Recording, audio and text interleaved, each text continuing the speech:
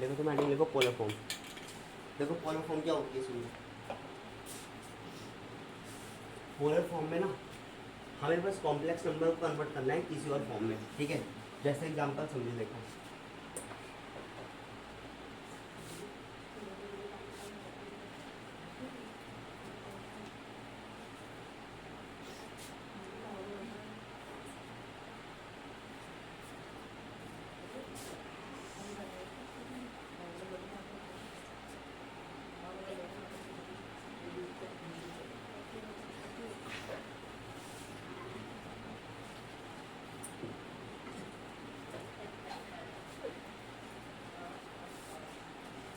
Polar form क्या होती है।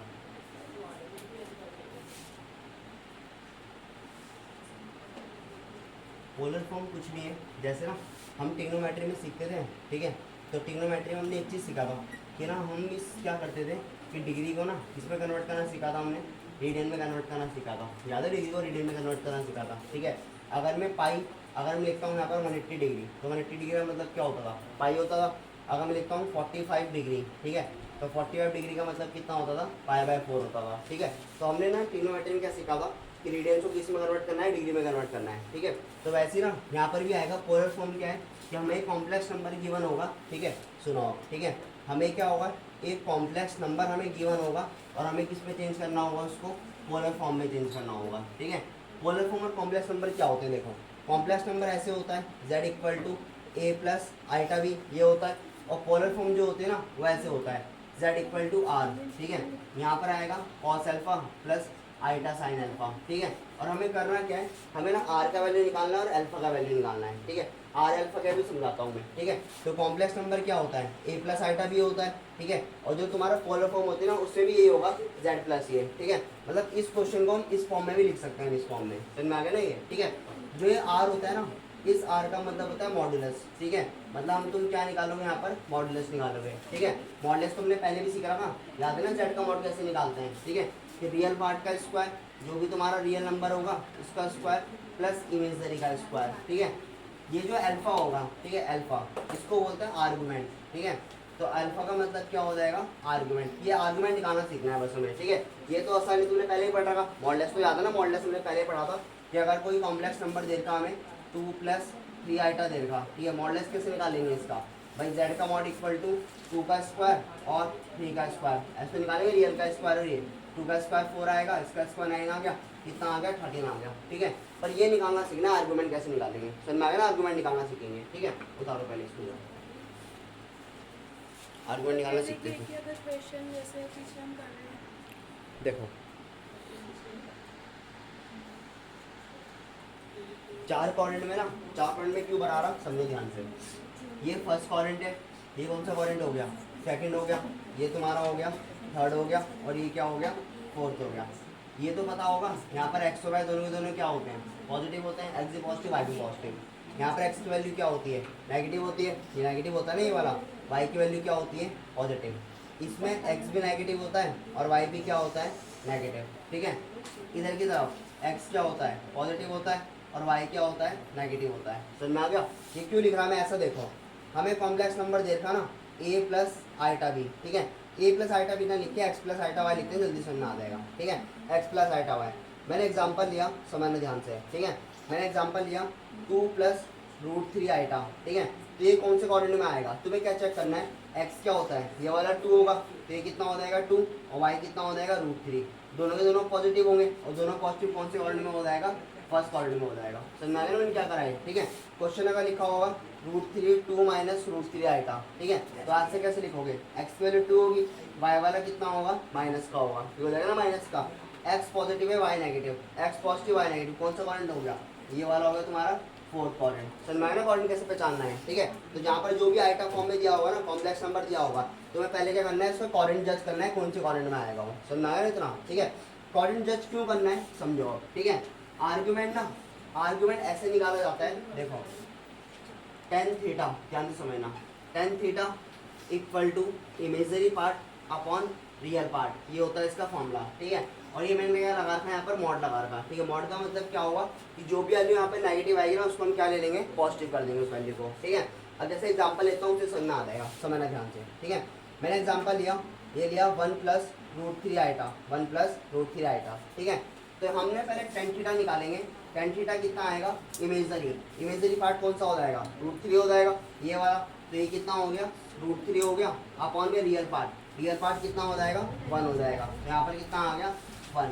ये वाला tan theta equal to root 3 mod के अंदर, मॉड का काम बस इतना सा होगा कि अगर यहाँ पर वैल्यू होगा नेगेटिव वाली तो क्या बनाओगे, उसको पॉजिटिव बनाओगे, ठीक है। और पॉजिटिव कैसे बनाते हैं, पॉजिटिव कैसे बनाया जाता है, ये नेगेटिव है ना, अगर इसका आंसर पॉजिटिव आएगा, मतलब अगर पॉजिटिव है तो ऐसे लिख दो, अगर नेगेटिव हो जाएगा तो क्या हो जाएगा, पॉजिटिव हो जाएगा, सिंपल ऐसे लिख देना, ठीक है। अब टेन थीटा की वैल्यू कितना आ गया, रूट 3 आ गया, तो थीटा निकाल लोगे यहाँ से, निकल जाएगा थीटा। ऐसे लिखोगे, क्लास 10 में भी तो करते थे ऐसा कि रूट 3 को हम कैसे लिखा जाएगा, tan 60 लिखेंगे, फिर इससे कैंसिल हो गया, थीटा का वैल्यू कितना आ जाएगा, 60 डिग्री आ जाएगा, ये आ गया ना ये, ठीक है। तो हमें करना क्या है, देखो हमें ना ये निकालना आर्गुमेंट सीख रहे हैं, ठीक है। तो आर्गुमेंट निकालने से पहले ना हमें क्या निकालना आना चाहिए, थीटा निकालना आना चाहिए, ठीक है। आर्गुमेंट जो होता है, आर्गुमेंट क्या होता है, अल्फा होता है, ये भी एंगल है, ये अल्फा है, ठीक है। अब ये कैसे लिंक करनी चीजें मैं समझाऊंगा, ठीक है, पहले इसको बता दूंगा। थीटा जो है वो रेडियन में होना चाहिए। देखो जैसे ना ये वाला है ना, थीटा के बाद तुम्हें क्या करना है, देखो तुम्हें ना कोऑर्डिनेट जज करना है, ठीक है। कोऑर्डिनेट कैसे जज करना है कि ना, अगर फर्स्ट कोऑर्डिनेट में आ रहा हो क्वेश्चन, अगर फर्स्ट कोऑर्डिनेट में चल रहा होगा ना, तो जो तुम्हारा अल्फा होगा और थीटा वो आपस में क्या होंगे, दोनों बराबर होंगे, ठीक है। थीटा निकल जाएगा ना यहाँ से, ये पहले थीटा ऐसे निकालोगे और अल्फा तुम्हारा क्या हो जाएगा, आर्गुमेंट, ठीक है। तो यानी कि आर्गुमेंट और थीटा क्या होते हैं, बराबर होते हैं फर्स्ट कोऑर्डिनेट के लिए। तो यहाँ पर लिख देता हूँ कि थीटा और कोऑर्डिनेट आपस में क्या होते हैं, बराबर होते हैं, ठीक है। सेकंड वाला, सेकंड कोऑर्डिनेट के लिए क्या सीन होता है कि जो सेकंड कोऑर्डिनेट होगा ना, उसमें जो थीटा होगा वो होगा 180 माइनस पाई के बराबर, यानी कि सिंपल सी बात है, यहाँ पर जो अल्फा होगा ना, अल्फा इसके बराबर आएगा पाई माइनस थीटा के बराबर। क्यों आया पाई माइनस थीटा, अच्छा इसको पाई में कन्वर्ट कर लोगे, ये तो हो जाएगा ना पाई में कन्वर्ट, 60 का मतलब कितना हो जाएगा, पाई बाय 3 हो जाएगा। तो यानी कि जो तुम्हारा अल्फा होगा ना सेकंड कोऑर्डिनेट के लिए, सेकंड का मतलब कि एक पॉजिटिव होगा एक नेगेटिव होगा, तो किसके बराबर होगा, पाई माइनस थीटा के बराबर होगा, ठीक है। ये ना थोड़ा सा अभी ट्रिपिकल लगता है, जब क्वेश्चन करेंगे तब समझ में आ जाएगा, जब मैं इसको क्वेश्चन में अप्लाई करूंगा ना, अब ये कैसे निकल रहा है क्या चीज़ है तब समझ में आएगा थोड़ा सा, ठीक है। थर्ड कोऑर्डिनेट में क्या होता है, जो तुम्हारा अल्फा होगा, ठीक है, ये होता है पाई प्लस थीटा के बराबर, याद रखना इसको, ठीक है। और भी होता है वैसे पूरे के बार माइनस, पर इतना एक ही चीज़ याद रखो कि अल्फा किसके बराबर होगा, पाई प्लस थीटा के बराबर होगा, ठीक है। फोर्थ कोऑर्डिनेट में जो तुम्हारा अल्फा होगा ना, वो माइनस थीटा के बराबर होगा, यानी जो भी तुम्हारी थीटा की वैल्यू आएगी ना, पाई बाय 3 आया तो अल्फा कितना हो जाएगा, माइनस का पाई बाय 3 हो जाएगा। समझ में आ गया ना मैं क्या बोल रहा हूँ, ठीक है। तो तुम्हें ना देखो ये चार चीजें याद रखनी है कि फर्स्ट कोऑर्डिनेट के लिए अल्फा और थीटा क्या होते हैं, बराबर होते हैं। सेकंड कोऑर्डिनेट के अल्फा किसके बराबर होगा, theta pi minus theta. Third वाला क्या होगा, पाई प्लस थीटा। फोर्थ वाला क्या हो जाएगा, माइनस थीटा हो जाएगा, ठीक है। दूसरी बात, थीटा कहाँ से निकलेगा, इस वाले फॉर्मूले से, इमेजिनरी अपॉन रियल का स्क्वायर, ठीक है, रियल, ठीक है। उतारो टेंशन, तो क्वेश्चन करते हैं और जल्दी समझ में आएगा। पता कैसे चलेगा कौन से क्या? थर्ड वाला पार्ट भी हो गया, थर्ड मैं करूँगा क्या तुम करोगे, कर लोगे थर्ड वाला, फर्स्ट का थर्ड पार्ट बोल रहा हूँ मैं। देखो हमें कॉम्प्लेक्स नंबर दे रखा है 1 माइनस रूट 3 आइटा, इसको मान लेते हैं, ठीक है। इधर देखो या तो एक काम करते हैं, -1 प्लस रूट 3 आइटा, इसको मान लेते हैं, ठीक है, इनटू पोलर फॉर्म। ध्यान से देखना, बहुत ज़्यादा इजी है, ठीक है। पोलर फॉर्म निकालने के लिए ना हमें क्या क्या चाहिए पहले समझो। पोलर फॉर्म क्या होती है, आर कॉस अल्फा और आइटा साइन अल्फा, ये चाहिए हमें। अल्फा का मतलब क्या होता है, आर्गुमेंट, जो ये लिखा हुआ है यहाँ पर अल्फा, ठीक है। अब देखो तुम्हें क्या करना है, पहले तुम्हें सबसे पहले टेन थीटा निकालना है, ठीक है। टेन थीटा कैसे निकालोगे, इसका तो एक ही फॉर्मूला है, इमेजिनरी अपॉन रियल, ठीक है। और यहाँ पर ये मॉड लगा था मैंने, अब ये मॉड कैसे काम करेगा, इसका नाम क्या, पहले इधर देखिए। इमेजिनरी का मतलब कितना हो जाएगा, √3 होगा, ये हो जाएगा प्लस का √3 हो जाएगा, और रियल का मतलब कितना होगा, माइनस का 1, ये होगा ना -1 होगा। बट मॉड क्या काम करता है, मॉड ना माइनस को प्लस बना देता है, तो यहाँ पर क्या लिखोगे, सिंपल √3। समझ में मैंने क्या लिखा है, ठीक है। √3 क्यों लिख रहा हूँ मैं, क्योंकि माइनस क्या बनाता है, जो मॉड होता है ना माइनस को प्लस बना देता है, ठीक है। यहाँ पर कितना है, टेन थीटा आ गया, तो टेन थीटा इक्वल टू, इसको मैं कैसे लिख सकता हूँ, tan 60 आ जाएगा, सिंपल सी बात है। और tan 60 को हम ऐसे भी लिख सकते हैं tan पाई बाय 3, ठीक है, रेडियन की फॉर्म में लिख सकते हैं, पाई बाय 3 आ जाएगा, ठीक है। अब यहाँ से थीटा का वैल्यू कितना आएगा, पाई बाय 3, याद है थीटा का वैल्यू आ गया पाई बाय 3। अब देखो अब सेकंड काम स्टार्ट, ठीक है। तुम क्या करोगे, पहले चेक करोगे कौन से कोऑर्डिनेट में लाइज कर रहा, ठीक है। तो कोऑर्डिनेट में कैसे लाइज करेंगे, देखो z equal to x plus iota Y.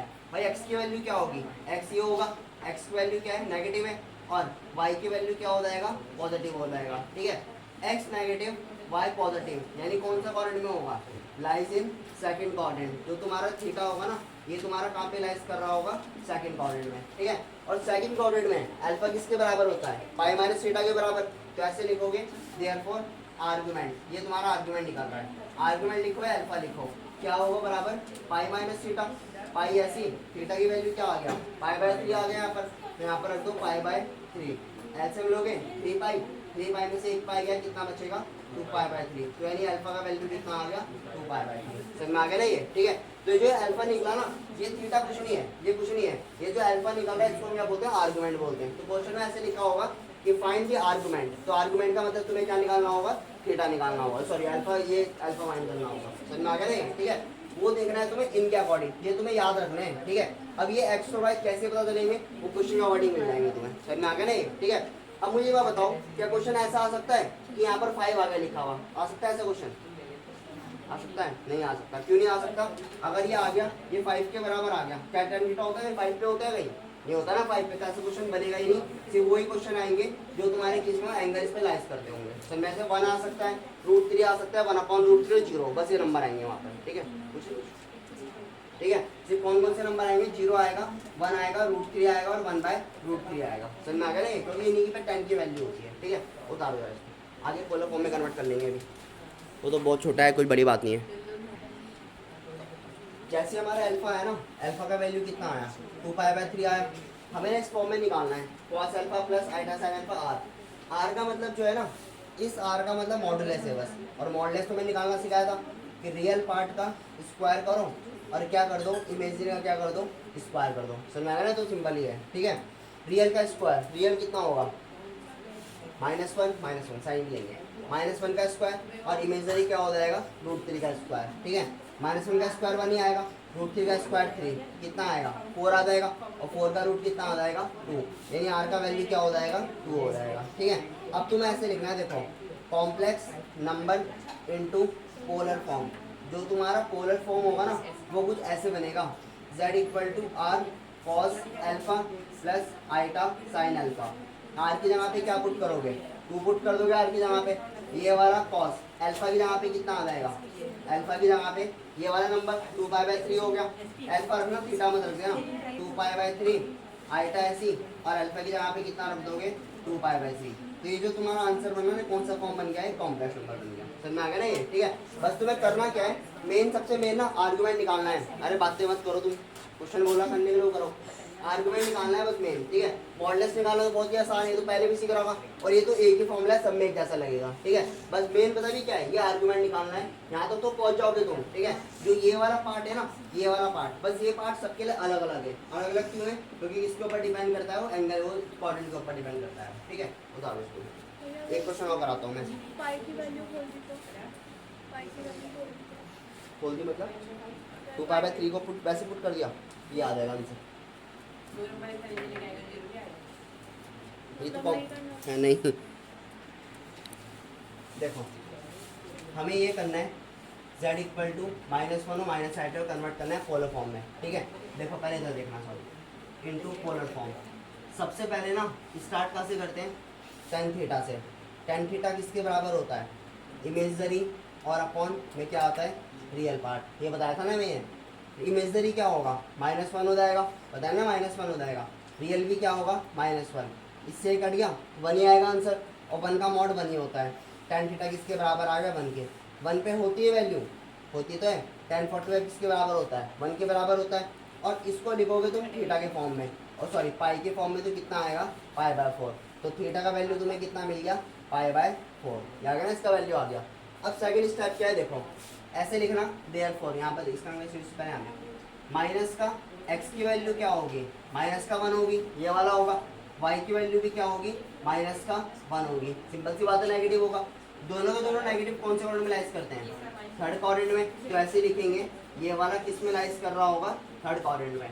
और थर्ड क्वाड्रेंट में जो आर्गुमेंट होता है, यानी कि जो हमारा जो अल्फा होता है, वो किसके बराबर होता है, पाई प्लस थीटा के बराबर। निकालो ना थर्ड क्वाड्रेंट के लिए, तो अल्फा = कितना आएगा, पाई प्लस थीटा की जगह पे कितना आएगा, π/4 आएगा, तो π/4।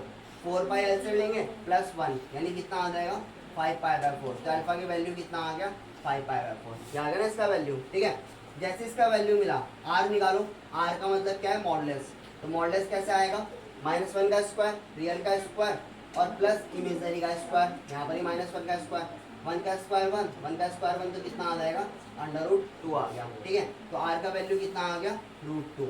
इसके बाद लिखना देयरफॉर पोलर फॉर्म, जो तुम्हारी पोलर फॉर्म है ना वो क्या होती है z = r cos अल्फा और आइटा sin अल्फा। ये होती है ना कुछ ऐसे होती है।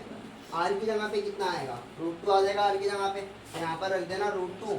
अल्फा की जगह पे कितना रख दोगे 5 पाई बाय 4, ये वाला आता 5 पाई बाय 4 आया था, प्लस आइटा ऐसे आएगा साइन, इसके जगह पे कितना रख दोगे 5 पाई बाय 4। तो ये तुम्हारा आंसर, ठीक है। तो करना देखो मेन क्या चीज़ है, सबसे पहले ये फॉर्मूला मेन है, ठीक है। दूसरा मेन ये है कि कोऑर्डिनेट कौन सा राइज कर रहा हो, ठीक है। और कोऑर्डिनेट में अल्फा की वैल्यू क्या होती है, समझ में आ गया ना। ये जैसे तुम्हें समझ जाओगे ना याद हो जाएगा, बाकी पूरा क्वेश्चन आसान है, ठीक है। बता दो।